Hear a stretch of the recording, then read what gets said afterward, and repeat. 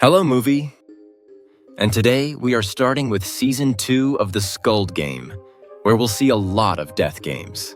So let's dive into the story with episode number 1, titled Bread and Lottery. The episode begins at the airport, where we see a red-haired guy. He gets a call from the Squid people, telling him he should board his flight and go to his daughter. But he doesn't do that and vows to catch the Squid Game people. After that, he gets into a taxi. He goes back to his city. He then goes to a store, buys a knife, and heads to the bathroom. He realized that the Squid Game people must have put a GPS tracker in his body to track his location. Now he finds it behind his ear. He cuts it out with the knife and flushes it down the drain. Then we see police officer Jung-jae, who was shot by the Squid Game's frontman at the end of the last season. But now we find out he's actually alive. The story then jumps 2 years ahead.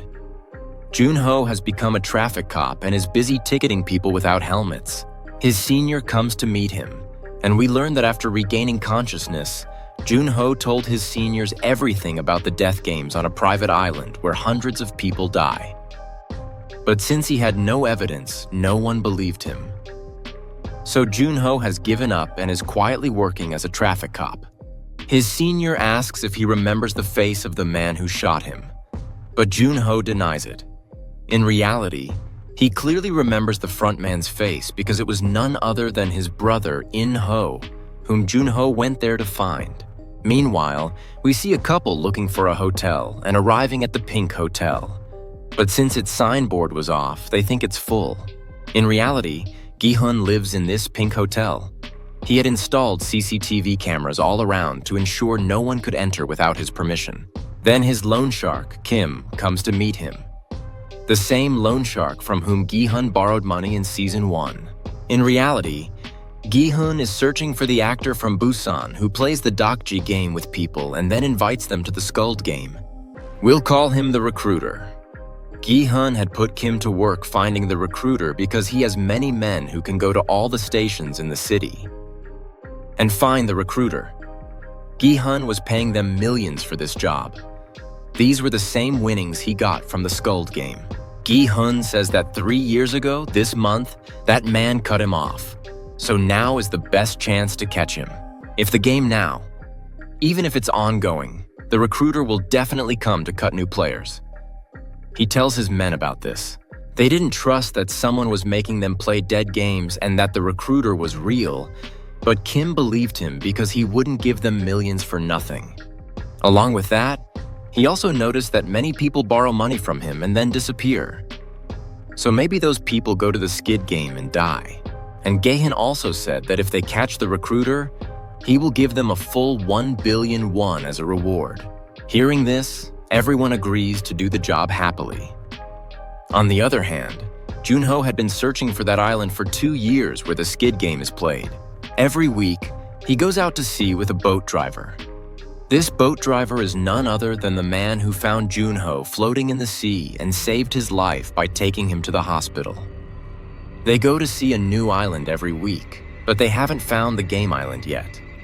The driver says that there are about 100 islands around where he found Jung-jae's body, so finding the game island among them is very difficult.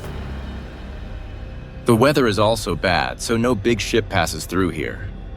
Hearing the driver's words, Jung-jae agrees that they will never find that island and gives up on the search. Meanwhile, Kim tells all his people that they need to find a man with a briefcase. This man plays the recruiter game with people, slaps them, and then leaves after giving them an invitation card. They need to keep an eye on all the stations in the city day and night, and as soon as they see the man, they need to call him. Now all these people split into groups to find the man. They search all the trains and stations, but for many days they don't find anyone.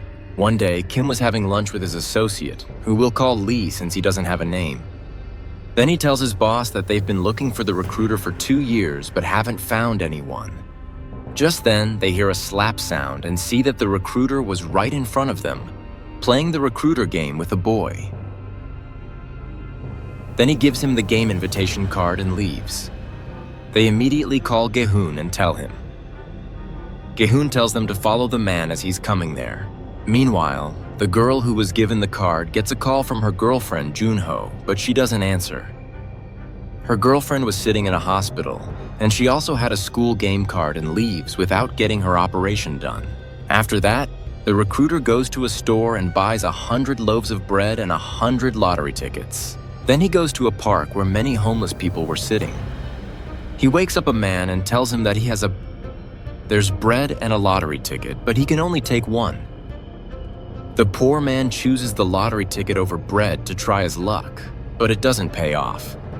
Then the recruiter goes to another poor man and gives him the same two options. He also chooses the ticket and it doesn't pay off. The recruiter keeps doing this.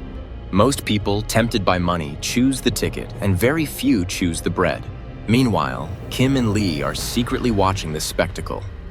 In the end, the recruiter throws all the bread on the ground and people start asking him why he's wasting food.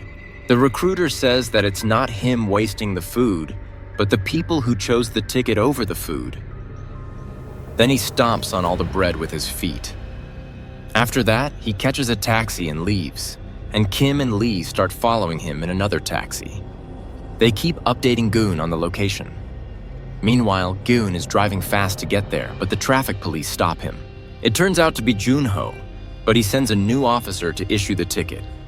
As soon as he gets the ticket, Gaeun leaves, which the new officer finds strange. He tells Jun-ho that the man's car was full of phones and tablets.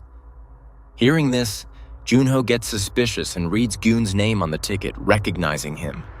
Meanwhile, while chasing the recruiter, Lee and Ki end up in a deserted alley. They think Goon is taking too long, so they decide to catch the man themselves. But when they try to catch him, he beats them both up. When Goon arrives, he only finds Kim's knife lying there, and the recruiter is watching from the rooftop. The recruiter then ties up Kim and Lee, who are crying in fear, and says they're going to play a death game called Russian roulette. He'll put one bullet in the revolver, meaning there's a 1 in 6 chance of dying. After saying this, he even shoots himself, showing he's extremely crazy and not afraid of death. Anyway, he tells Kim and Lee to play rock, paper, scissors, and whoever loses will get shot by the recruiter.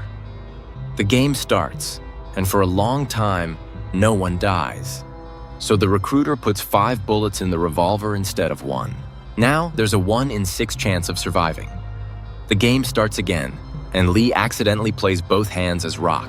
This means his boss can easily beat him, but to save Lee, his boss Kim intentionally loses, and the recruiter shoots him in the head.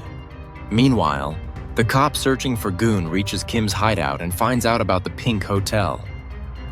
When Goon returns to the hotel, the light was on, so he knew someone was inside, but it was just the recruiter asking why he was looking for him. He says, "You're just a pet dog, I need to talk to your boss."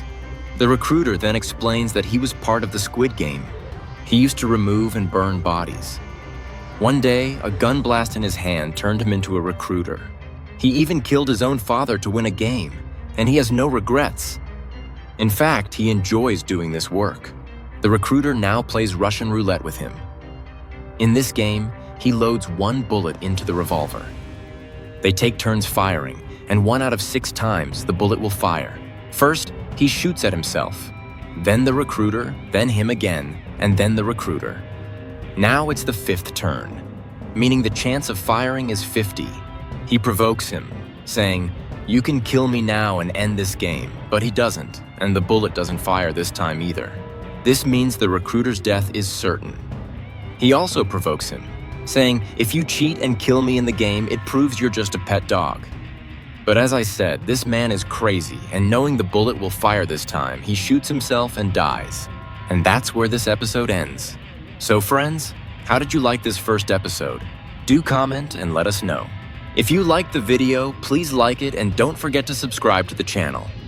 I'll see you very soon with the next episode.